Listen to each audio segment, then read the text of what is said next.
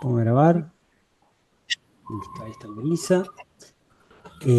Bueno, ¿qué tal, Marisa? Bueno, vamos arrancando esta clase inicial abierta y gratuita sobre Ingmar Bergman, parte de un curso que va a empezar la semana que viene, el miércoles, y que va a durar todo marzo y todo abril, en 9 clases, divididas en 3 módulos de 3 clases cada una, como suelo hacer.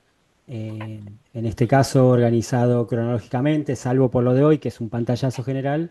A partir de la clase que viene, vamos en orden de los inicios de Bergman hasta el final, básicamente, con un centro muy importante que es todo lo que hizo sobre todo en los años 60 y, digamos principios o parte de los 70, que creo que es el corazón de toda su obra y por eso quiero este, que estemos preparados para llegar hasta ahí, básicamente. Me explico porque hay gente nueva y quizás otras que también a lo mejor no están acá ahora, pero van a ver esto grabado. La mecánica es esa, son clases los miércoles de 19:30 a 21 en dos clases por Zoom.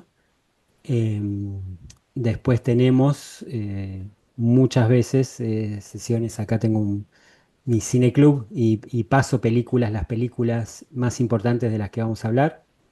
Eso es totalmente optativo, es más por gusto que por otra cosa. Todas las películas de las que voy a mencionar, no las que vamos a trabajar, las que voy a mencionar, que son en total 100, porque son 10 yo siempre menciono 10 por clase. Menciono, no que estudiamos, que haya que ver, ¿no? Por las dudas, para que no se asusten. Pero las 100 están disponibles para ver, si alguien quiere ver alguna de esas, no pretendo que vean las 100, pero a lo mejor les dio curiosidad una película que no vamos a tratar. Normalmente vamos a tratar dos por clase, más o menos una por módulo. Esa es la modalidad habitual. No hoy, que es una presentación general, voy a hablar un poco del séptimo sello, pero no con un análisis a fondo, sino como un análisis preliminar, podríamos decir. Y después cuando lleguemos a la época del séptimo sello volvemos un poquito sobre eso. Hoy va a ser más así, pantallazo, para conocerlos a los nuevos o para responder consultas y para hablar de Berman en general, digamos. Y total tenemos bastante tiempo, 9 clases y 2 meses para hablar en particular. Bueno, como decía, las películas, muchas, no son difíciles de conseguir las de Berman, porque es uno de los directores más famosos de la historia del cine, digamos, tranquilamente top 5 o sea, entre los 5 más famosos, más importantes, más célebres, más allá de cuánto le guste a uno o no, pero que tiene ese lugar, ¿no?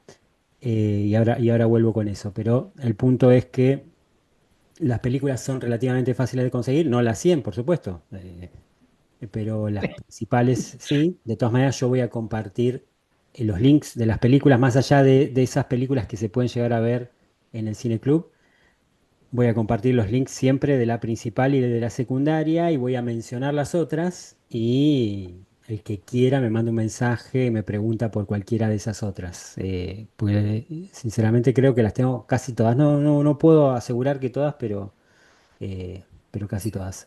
Em, y por supuesto, bueno, eso, las películas y también va a haber un resumen. Digo, el que quiere puede anotar todo lo que quiera, lo que le guste anotar, pero el tema de los nombres, las fechas, y esas cosas van a estar, una vez que termina la clase, ya saben los de siempre, pero lo vuelvo a decir, comparto los videos para el que quiera repasarlo y para el que faltó, los videos de la clase en un grupo de WhatsApp que tenemos específicamente para eso, el que se quiera sumar se suma al grupo y listo. Y el resumen. En el resumen están los temas que tratamos hoy y la lista de películas. Esa lista de 10 películas con los títulos bien claros, el director, porque algunas no van a ser de Berman, y la fecha, bueno, y algún dato más. Digo, para que no tengan que anotar lo grueso, digamos, lo más, lo que sería fácil de googlear, digamos, de alguna manera. El tema acá no es tanto los datos que están ahí en el resumen, sino la relación entre los datos, cómo se mezcla todo eso. Y ese es el punto central, creo, de La Peña en general y de hoy en particular, que vamos a tratar de cruzar las filmografías de otros directores y ver en qué se parecen a la de Bergman. Como, insisto, al ser una sola clase y tipo de presentación, en un estilo pantallazo, ¿no? O sea, sin Ujú. profundizar demasiado porque no es el punto de la clase de hoy. Después sí, vamos al hueso de lo que quieran, ¿no? Vuelvo entonces con esto de que Berman es uno de los cinco, quizás, directores más importantes de todos los tiempos. De los 10 seguro, de los 5 casi seguro, diría. Más allá, insisto, de cuán importante crea uno que es o si es del gusto de uno o no, que eso es totalmente válido. Pero eso hace que pase algo que creo que acá puedo repetir algo que dije cuando hicimos el año pasado el curso de Fellini. Hay una idea de lo bermaniano, ¿no? Como hay de una idea de lo que representa Fellini, como hay una idea fuera del cine de lo kafkiano, digamos. Creo que es tan grande, digamos, el legado que no hace falta haber leído ni un párrafo de un libro de Kafka para saber que o entender o entender a medias, pero entender de alguna forma el término kafkiano, digamos, ¿no? O sea, porque está instalado en la cultura. Cuando sucede eso, y que creo que pasó con Fellini, la idea que tenemos es tan fuerte que al contrastarla con ver las películas, eh, surgen diferencias que son interesantes de ver. Lo que quiero decir es que muchas veces lo que vemos en la película no responde del todo a la idea canónica de lo que debería ser la película, ¿no? Y esto no significa que sean peores o mejores otra vez, o que sea una decepción verlas, o que sea una gran sorpresa favorable, sino que hay ciertas cosas que están tan pegadas a lo que una película de Berman es, que tienen que ver con el rigor, con el drama, con la severidad, con un montón de cuestiones que están instaladas, que a veces no están en las películas de Berman. Obviamente que muchas veces sí, no es un invento, digamos, pero eh, es interesante para el que quiera sumarse al curso, empezar a contrastar eso cuando veamos todas las películas, o por lo menos todas las importantes, y lo cotejemos de alguna manera con esa idea de lo que Berman es o supuestamente es, que puede diferir en cada uno, ¿no? Pero quiero decir, es un artista medio instalado en la cultura en general, de esos que casi no hace falta ver una película suya para, este, para ir por ese lado, ¿no? Para saber o empezar a saber lo que supuestamente es su obra, ¿no? Pero bueno, eso por un lado y por otro está bueno saber lo que es su obra, ya que podemos ver lo que hizo y compararlo y como siempre sin analizarlo lo más que podamos. Acá no hay vacas sagradas, o sea, discutir lo que sea, más allá de me gustó o no me gustó, que tiene parámetros muy subjetivos, puede haber cosas grandes a discutir en la vida artística de Berman, en la vida privada, ni hablar, pero que también vamos a hablar un poquito, pero mucho más de la vida artística. Pero digo, incluso en la vida artística que parece sagrada e intocable, podemos encontrar alguna cosa para cuestionar artísticamente, ¿no? Es un director que aprendió a hacer cine haciendo, quiero decir, no es Orson Welles que hizo su primera gran obra, eh, quizás su obra maestra es la primera que hizo, básicamente, que es El Ciudadano, que la empezó a hacer con veintipico de años, creo que tenía 23 cuando arrancó. Es más un caso más parecido a los habituales, más parecido a Bresson, a Fellini y a otros directores que hemos visto, que va aprendiendo, empieza en la industria desde un lugar más bajo, llega a dirigir, hace películas un poco por encargo, como un trabajo sin poner todo su sello de autor en la película y va ganando experiencia como para ir, uno puede, habiendo visto todo hasta el final, entender que algunas cosas va mechando en esas primeras películas por encargo, hay cosas que ya son de Berman, pero que quizá no está todo Berman ahí, todas esas cosas que supone que son, que hay que encontrar en las películas, empiezan a aparecer a la sexta o séptima película, eh, con claridad, ¿no? Uno lo puede llegar a entrever, pero después de analizar todo y haber visto todo, no en su tiempo y su lugar, y después sucede esto. Así que bueno, todo eso, esa es un poco la invitación general a ver Berman. Yo lo que voy a hacer es lo que hago siempre, que es empezar con una lista, la lista de películas, con la fotito, con alguna referencia, para empezar a hablar a partir de eso. Pero antes de eso, antes de empezar por ahí, escucho si tienen consultas, preguntas, dudas, lo que quieran. Empezamos por ahí. O sea, esta era la presentación general nomás. Y Fernando, para mí, el comienzo de la década del 60, aterrizaba en la ciudad de Córdoba para estudiar bioquímica y me Ujú, llevaron a Ángel Azul, un cineclub emblemático, para ver el séptimo sello. Y ujú. de ahí más. Ahí, así que todo lo que vamos a hacer ahora tiene una carga simbólica y afectiva muy grande. Bueno, y acabas de mencionar algo que es clave, que es Berman quizás fue estudiado en Argentina antes que en otros lugares del mundo y por esta cultura de los cineclubes de los años 60, o sea que es un tópico ese a tratar, digamos, en la relación de Berman con Argentina.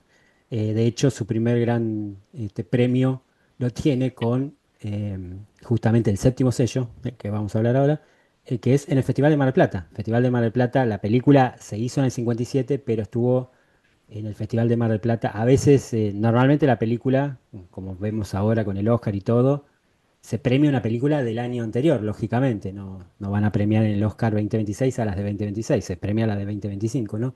Entonces, pero en el pasado podía pasar que sea, sobre todo con la circulación que había, que sea de 2 años. Entonces, en el año 59 se premió este, el séptimo sello en el Festival de Mar del Plata y fue como el principio del romance entre Berman Y y Argentina. Argentina, ¿no? O sea, que tiene una relación muy directa, tan directa como quizás la cantidad de psicólogos que hay en Argentina también. Capaz que hay una relación entre eso. Por- eh, Probablemente. Bien, bueno. Perdón, yo a raíz de un poco escucharte y que lo que dijo Roberto, eh, me pregunté si él se habrá analizado. Eh, No quiero que digamos, es intrascendente, pero voy a averiguar porque digo, es tan simbólico, o a mi entender, ¿no?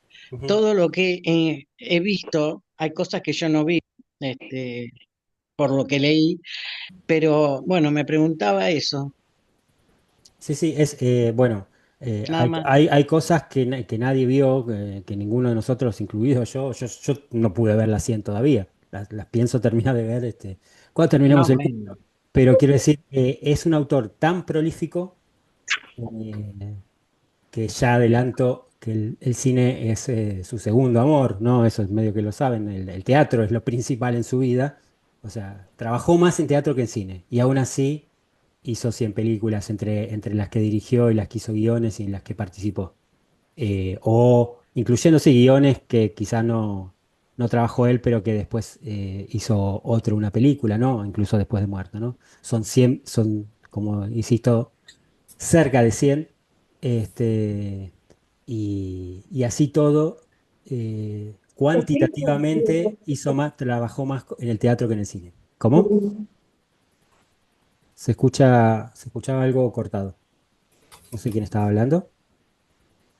Ah, No sé.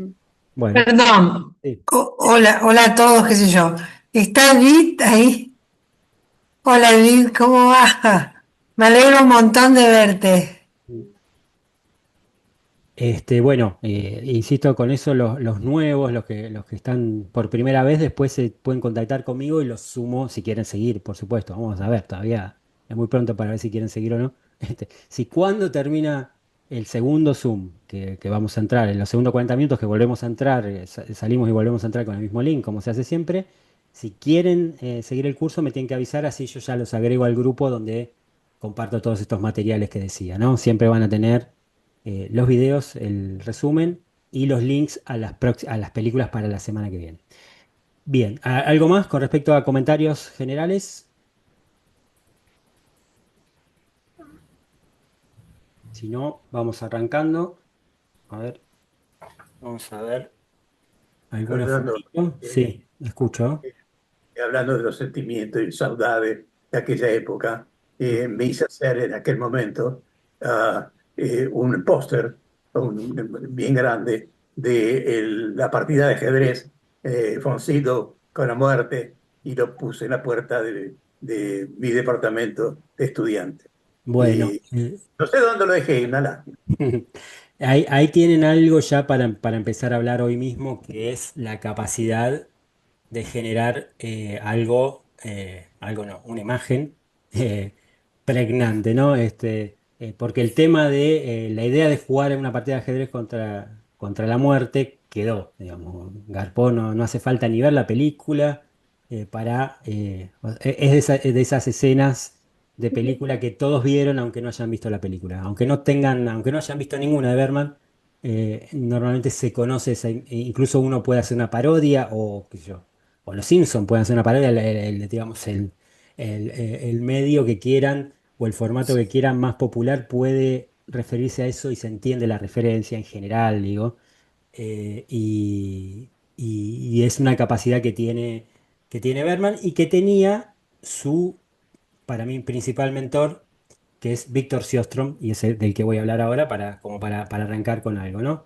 Vamos a empezar yo siempre comparto fotos y hablo arriba de esas fotos, así que vamos a empezar con Sjöström. Esto es La Carreta Fantasma 1921, película muda. Una película muy importante para la historia del cine y que Berman en sus libros, que también, bueno, no hablé de eso, pero tengo libros para compartir entre los que están haciendo el curso, eh, se refiere a ella como su película preferida, ¿no? Entonces, vamos a arrancar por ahí, básicamente, y porque es la más antigua de las que vamos a hablar. Estamos hablando de 1921, cine mudo. Esta película hace muchas cosas importantes que quedan para la historia del cine, y hablando de esas imágenes que quedan, prácticamente inventa los fantasmas para el siglo XX. Nada más y nada menos. Quiero decir con esto, y me voy a detener acá porque tengo alguna imagen para mostrar, pero bueno, eh, vemos acá estos personajes que son unos seres semitransparentes, ¿no? Uno puede advertir que hay alguien que se murió y esta persona que se está levantando arriba del que se murió, que es el mismo director de la película y protagonista, Víctor Sjöström, es el fantasma de esa persona que murió, ¿no? Y al lado quizá la muerte, bueno, eso se puede inferir. Pero el punto no es tanto la interpretación, sino que el recurso técnico del fantasma como un ser semitransparente aparece acá. Quiero decir, es tan fuerte la imagen que me imagino que la mayoría de nosotros no creemos en fantasmas, pero creemos que sí, si existieran, serían así, semitransparentes. O sea, de tan fuerte que es esa imagen, de tan instalada que está, eh, uno, aún sin creer en fantasmas, cree que serían así, que si estuviera equivocado y de verdad existen, serían así, ¿no? Y eso es un truco óptico y nada más del siglo XX. O sea, antes de eso, recordemos que los fantasmas eh, por lo menos, no me voy a detener mucho en esto, pero están los fantasmas de Occidente y de Oriente. Los de Occidente, que son los que nos interesan ahora, eran básicamente el tipo con una sábana, ¿no? Que es la mortaja, todo, pero digo, la sábana blanca, el fantasmita que todavía sirve como símbolo de fantasma, pero de una manera un poco más infantil. No se usa salvo algún caso como una película que pasé yo, que era Ghost Story, que usaba el recurso de la sábana blanca para un fantasma. No se usa más desde hace mucho la idea eh, a nivel visual, una persona con, con una sábana blanca como fantasma, sino uno ve a alguien semitransparente y sabe que es el espíritu de alguien que se murió. O sea, queda clarísimo, está instalado en el inconsciente colectivo. Sin embargo, es relativamente nuevo, o sea, tiene 100 años esa idea, no es una idea de siempre, ¿no? Y 100 años para la cultura, la historia de la cultura, no deberían ser tantos, digamos. Y bueno, eso pasa en esa película. No es solo eso, porque eso sería un mérito como aislado. Hay muchas cosas. Es tan icónica esa película que Kubrick le copió una escena prácticamente cuadro por cuadro, y la voy a buscar, si quieren. No sé si sabían. Díganme ustedes, ¿cuántos de ustedes vieron el Resplandor? El Resplandor, la de Jack Nicholson que se vuelve loco en el hotel, ¿no? Mm. Es una película muy vista. Y si no la vieron, quizás igual vieron o recuerdan la escena que es, llega Jack Nicholson loco, dice Here is Johnny, y rompe con un hachazo la puerta y entra y estás para entrar a matar a su familia, lo cual es terrible, por supuesto. Eso está sacado eh, tipo cuadro a cuadro de la película La Carreta Fantasma. Pasa en La Carreta Fantasma. Yo había buscado un video y lo voy a buscar para compartírselos porque me parece que vale la pena. Eh, lo tengo por acá. No lo tenía puesto entre las fotos, pero me parece que estaría bueno buscarlo acá. Vamos a buscarlo y ya se los paso. Lo voy a pasar de fondo, sin sonido, así para que vean, digamos, hasta qué punto es así. O sea, no es una cita al pasar, sino es un homenaje directo, ¿no? De hecho, está puesto. Quiero ver si no nos tapa acá el panel, si nos tapa lo corro, no, pero se ve bien. Está cuadro a cuadro, digamos, están puestas las dos en paralelo para ver cómo están montadas las escenas, ¿no? Eh, la idea de la carreta Mm, fantasma, claro, que tiene toda la carga de culpa nórdica de tantas obras, es que esto es el flashback. O sea, en la película de Resplandor es como el clímax y el final. Acá es la culpa que carga el muerto por todo lo malo que hizo en su vida, y entre las cosas que hacía era se emborrachaba y agredía a su propia familia. Pero hay acá desde que empieza con el tema de la puerta, ahí mm. ya empieza a ser prácticamente lo mismo. O sea, la idea es la misma, pero además hay una intención de copiar, digamos, de recordarlo, ¿no? Es horrible. En cualquiera de las dos cosas es una escena horrible, pero eh, para que vean que ya estaba ahí, simplemente, ¿no? Tarda un poquito más en romper la puerta, nada más, pero básicamente pasa lo mismo, mete la cabeza ahí y todo. Eh, Esto también tiene que ver con 100 años de cine, o con 80, qué sé yo. Eh, las películas mudas te daban más tiempo para procesar todo lo que estaba pasando, entonces tardaban más en llegar a lo mismo que el cine más pochoclero de Hollywood, ¿no? Pero de todas maneras están, fíjense ahí, bastante. Por eso la otra le inserta ese escape por la ventana. Pero básicamente es lo mismo. Digo, para que vean la importancia de esa película, más allá de que capaz que no les dé muchas ganas de verla, pero sí es importante que sepan que existe, nada Mm, más. Eh, Vamos de nuevo entonces seguimos con las fotos. Esa era una sola. Volvemos a las fotos, volvemos acá a los fantasmitas, y vamos a la siguiente, que es esta, que ya la hemos visto también en La Peña, y es La Pasión de Juana de Arco de Carl Dreyer de 1928. Seguimos en el cine mudo, qué porque hermoso. claramente, digamos, no es que tiene una sola influencia Bergman. Vamos a ver que son muchas, y algunas son cruzadas, algunas son más paralelas a su tiempo, pero digamos, los ancestros, lo que viene de antes de Bergman, claramente es Sjöström y Karl Dreyer, que es el director de La Pasión de Juana de Arco, Eso contando en el cine, ¿no? Por supuesto, hay que hablar, lo vamos a dejar para después, todos los dramaturgos escandinavos, los principales, ¿no? Ibsen, ¿no? De eso no me quiero meter ahora porque sería meter más nombres y hacer un poco de lío. Pero además de todo el teatro, la tradición del teatro importantísima de escandinava, en el cine tenemos a Sjöström y a Carl Dreyer, que no era sueco, era danés, pero lo de menos sigue siendo escandinavo, que hace en 1928 La Pasión de Juana de Arco y en 1955 una película que también tiene todo que ver con Bergman y tiene que ver con la religión y el sentido y buscarle sentido a la vida y tantas cosas que están tan presentes en el cine de Bergman, que es Ordet, la palabra, esta que está acá. Que para muchos también una de las grandes obras maestras de la historia del cine, las dos, cualquiera de las dos ranquean alto, más que La Carreta Fantasma todavía, entre las grandes películas de todos los tiempos. Y estas son para mí las principales referencias, yendo por ahora de una manera eh, cruda, digamos, poniendo lo más grande, ¿no? Después podemos empezar a hilar más fino, pero para tener un panorama, ahí ya tenemos tres películas: La Carreta Fantasma, La Pasión de Juana de Arco y Ordet.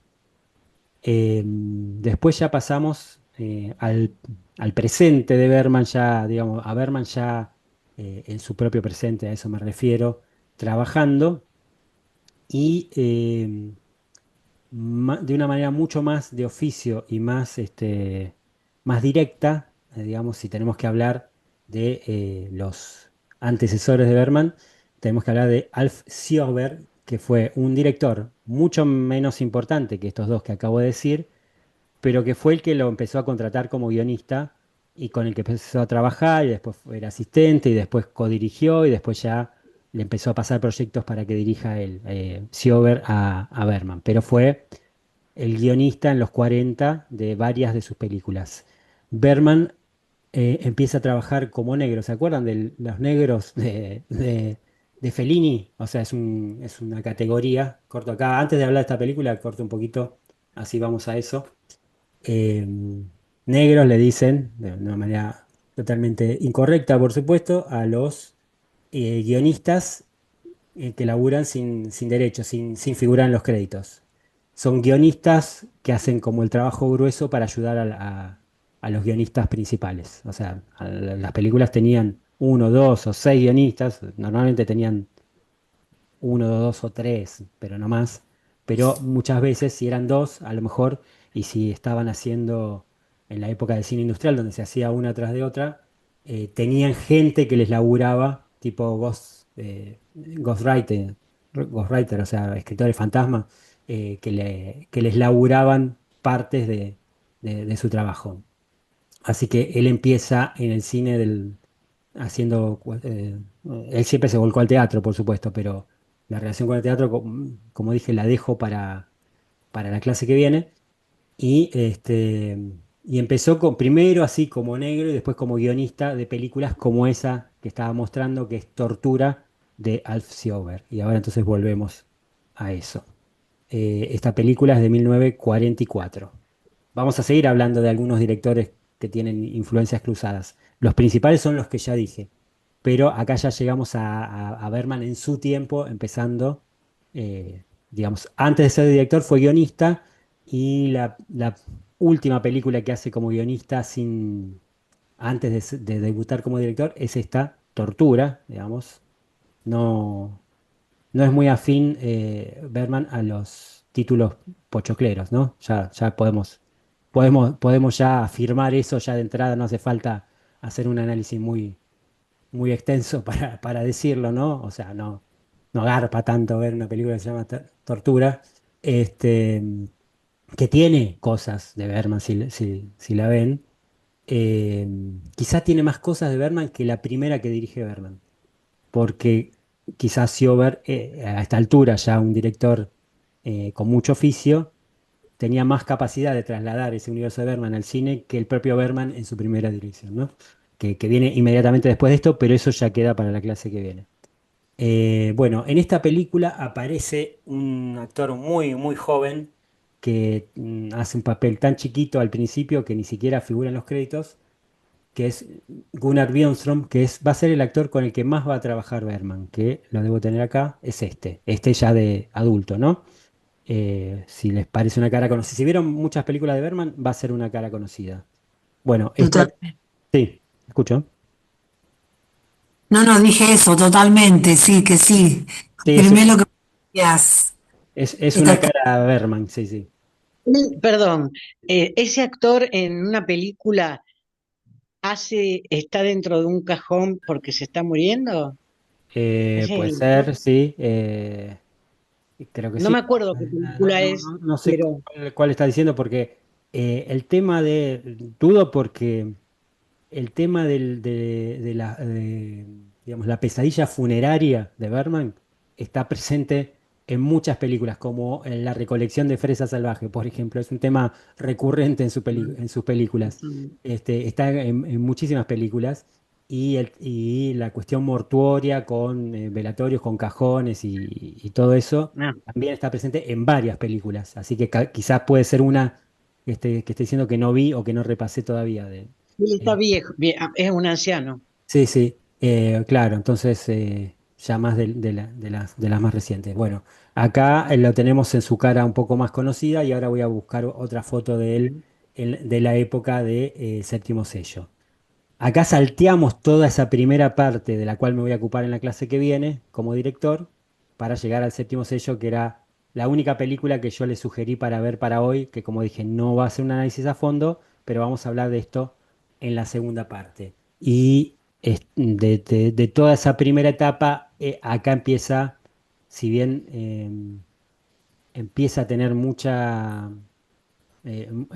repercusión entre la crítica con Un verano con Mónica, esta es una película, la que lo pone realmente en el mapa del cine del mundo, básicamente, ¿no? El séptimo sello del 57, pero ya había hecho Un verano con Mónica en el 53, que ni siquiera es de las primeras, ¿no? O sea, Verano con Mónica debe ser la octava película que hace, no recuerdo exactamente porque son tantas los números exactos de cada película en qué orden, pero tiene muchas. O sea, ya había hecho más de 10, bastante más de 10 cuando hace el séptimo sello, para que quede claro que no es el ciudadano de Berman, ¿no? Su inicio, sino que ya venía con mucha trayectoria para cuando hace esta película en la que trabaja Max von Sydow, que es el caballero, también el personaje que hace de la muerte, que lo hace bastante bien, pero no me voy a detener ahora en eso. Y el escudero de él es el propio Gunnar Björnström que vimos, que está acá. Esta es una imagen de él en la película.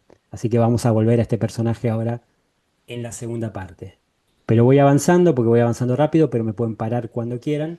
¿Cómo era el nombre? ¿El nombre de este hombre? Gunnar Björnström. Después, ese son, viste, los Sí, apellidos son nombres, claro, sí. huecos está escrito en el resumen. Cada clase va a tener un intérprete de Berman en foco y el de hoy es este por el peso cuantitativo, digamos.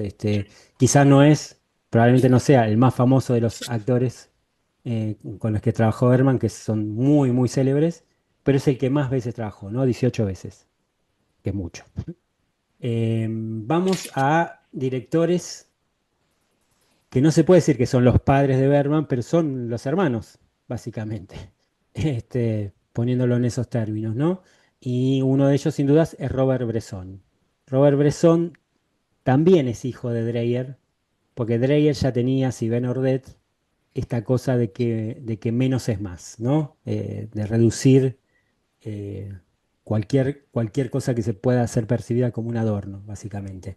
Y tiene las inquietudes religiosas que están en Ordet y que están en Berman, ¿no? Esto es Diario de un cura rural, que lo hemos visto, hemos hecho curso, ya hicimos el curso de Bresson, pero es importante señalar que lo ubico ahí como alguien que no es anterior a Berman, que no es una persona influyente, sino que está teniendo inquietudes parecidas en tiempos parecidos. Básicamente, por ahora instalo solamente eso. Y el otro, sin dudas, es Andrei Tarkovsky, ¿no? De él también hay que hablar. Esto es Andrei Rublev del 66, o sea, ya posterior a todo lo que estamos hablando, pero que tiene muchos Qué puntos hermoso. en común con el cine de Bergman. Claramente, diría que hay dos películas de Tarkovsky, ya hemos hecho Tarkovsky también. Eh, para los nuevos les digo que hace 5 años que estamos haciendo este curso y y este es el encuentro, creo que número 212, por eso este, tantas cosas hemos hecho. Bueno, esto es un fotograma de Andrei Rublev, de Andrei Tarkovsky, Andrei Rublev la película y Andrei Tarkovsky el director, del año 66, que señalo como alguien que está en paralelo haciendo un cine que va por otro lado, pero que tiene inquietudes similares, ¿no? Y tal es así que la última película que hace Tarkovsky 20 años después de esta es El Sacrificio, que tenemos acá una imagen tan Fuerte. potente como todo lo que hace Tarkovsky, porque es una imagen extremadamente potente, siempre mezclando los elementos, ¿no? Tenemos el fuego, el agua, o sea, es un cuadrito, obviamente. Y esto es El Sacrificio de 1986, que hemos visto también acá en La Peña, que directamente está protagonizada por Erland Josephson, que es otro de los directores de los actores más importantes con los que trabajó Bergman. Trabajó un montón de veces, cuantitativamente un poco menos que el otro que mencioné, pero muchísimo, ¿no?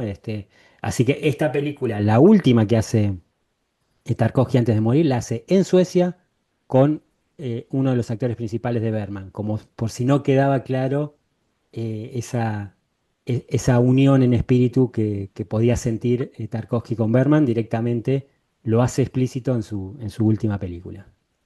Bien, seguimos adelante.